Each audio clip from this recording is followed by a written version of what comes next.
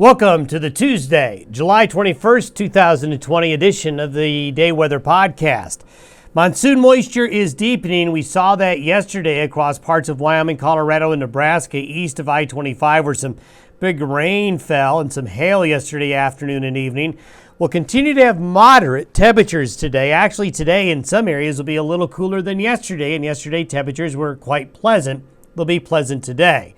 But upslope winds, deeper monsoon moisture will combine for severe weather. It's not a matter of if there will be severe weather today, there will be. Parts of the Front Range of Colorado, southeastern Wyoming, western Nebraska, be ready for heavy rain and I'm afraid some hail. We did have some hail with the thunderstorms yesterday, and the atmosphere today will really benefit the formation of hail and heavy downpours, as well as strong gusty winds. Today's not a great situation for tornado activity, but heavy rain and hail for sure. Yesterday, we had a thunderstorm that developed just south of the Wyoming-Colorado border, right along I-25 between Wellington and Cheyenne. Radar estimated 3 to 5 inches of rain, and a couple of weather spotters had 3 to 4 inches of rain. That's what you get when you get into this monsoon pattern, so be ready for that. Deeper moisture will likely linger through the weekend on both sides of the divide. Now that's good news. That means some of you are going to finally get some rain. But this also means flash flood season is upon us.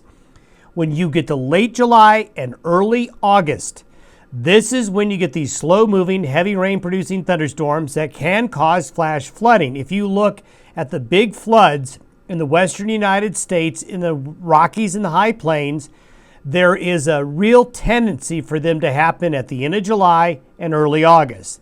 The Rapid City flood, the Cheyenne August 1st flood in 1985, the big Thompson flood in Colorado, also the Fort Collins flood, all of them happened the last week of July and the first week of August. So we get to this deeper monsoonal moisture flow, and this is where you get the slow-moving gully washer type thunderstorms, but also you get the hail.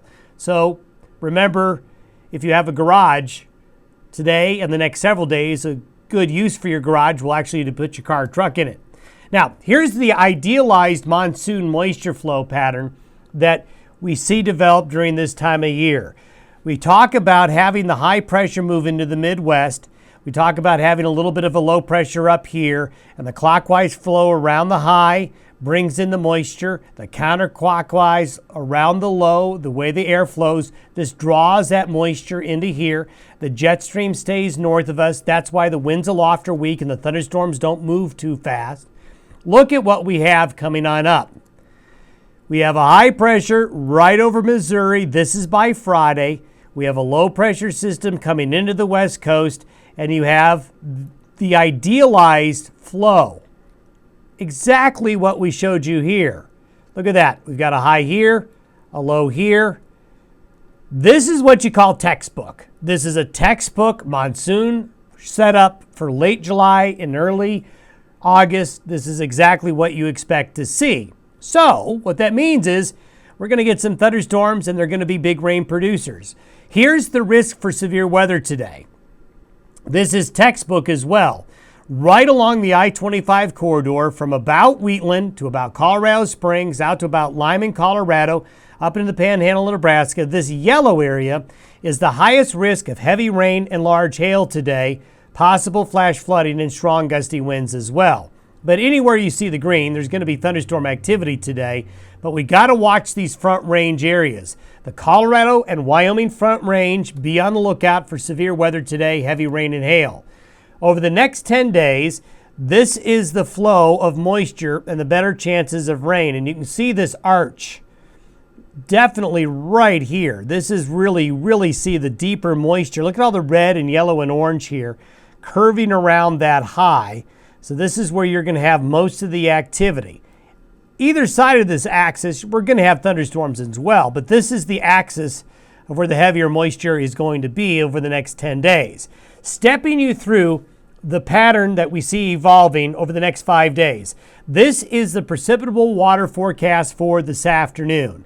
This is why the front range, this is right here, is where we're going to have an active pattern of thunderstorms. Notice There's still dry air west of the divide, and this is a recipe for hail.